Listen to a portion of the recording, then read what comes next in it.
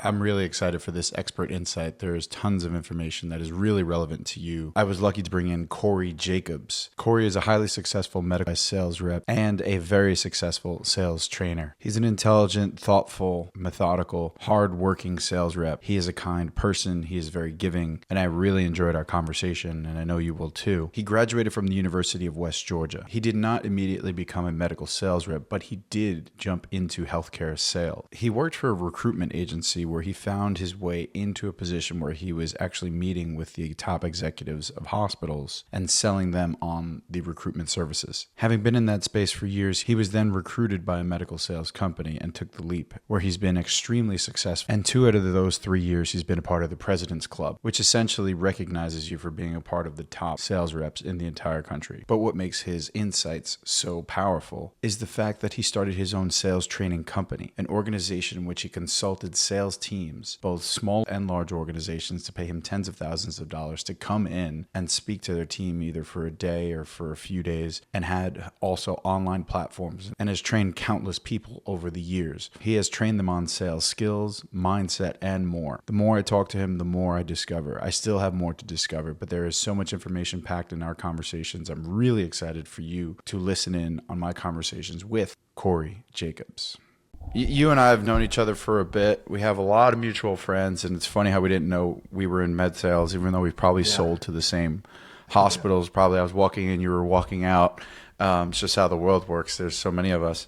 But, you know, and speaking to you, you're well polished, like you're well spoken. I can see you managing a boardroom with executives and presenting to them. And, you know, I could see it. And do you feel like you had that? You worked your way to get to this point? And also, I know that you have had an organization where you trained people on how to sell. Is that something that you worked on? How did you get to this point? Because I'm sure you didn't just, yeah. So please tell me about that. No, it's a great question, and thank you for the kind words.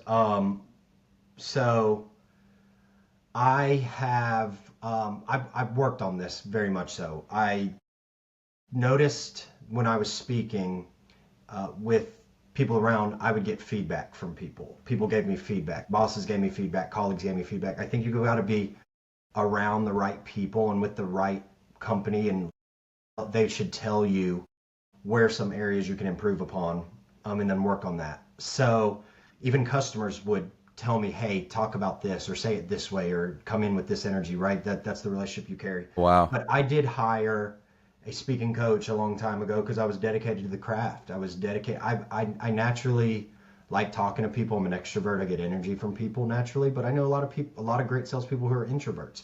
You've got to own the craft. You got to be willing to invest in it. So I hired a keynote coach actually that just helped me speak, not to give keynotes, but a long time ago I hired a coach to tell me how to present in a room.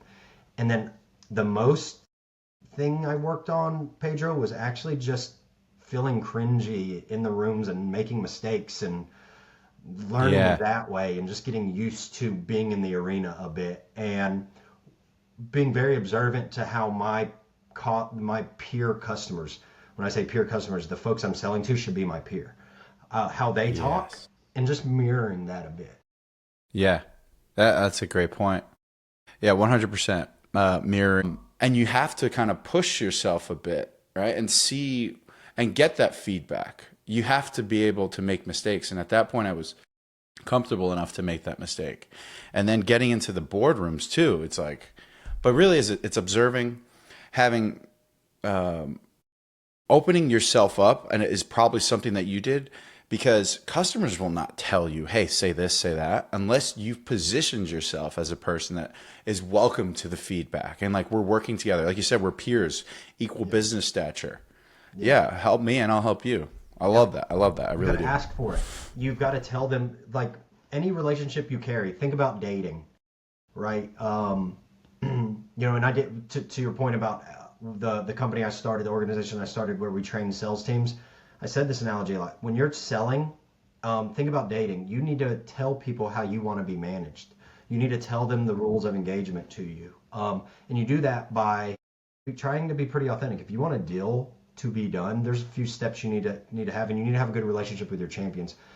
Ask them, how should I present in front of these people? Tell me what to do. I mean, they want to hear that anyway. So you have to be very clear that you need feedback, whether that's from your Yeah. boss, colleague, if you're an associate, your territory manager that you're working with, ask for feedback. And listen, it's not always pretty. I'm not good at feedback. I don't like it. I don't like hearing it, but I Yeah. know it's necessary, and I've got to remind myself it's constructive. But it got me here. It got me better, and I've got a long ways to go as well. And I think that's a good um, trait to carry, even as a senior salesperson, someone that's entrepreneurial like yourself. You can always do better, and there's always mistakes you're going to make. So. Yeah. 100%. Yeah, me too. It's almost, and I don't want to speak for everyone, but it's almost contradictory of the natural human nature of things is to have someone tell you that the way that you are and the way that you're acting, the way that you have been, this needs to change. So they're expressing like, I looked at you in the past, either probably at multiple moments, and you were doing that and you shouldn't have been, and That's that makes you hard. want to cringe. Yeah. But I look at it as like, I'm essentially saying, please hurt me. I'm ready to be hurt by your words, but I just know moving forward, this is going to make me better. And I respect you enough to tell me, like, I appreciate your opinion. And I think having that mindset has allowed me to have multiple mentors that have told me, hey, you really overanalyze and you need to just make a decision.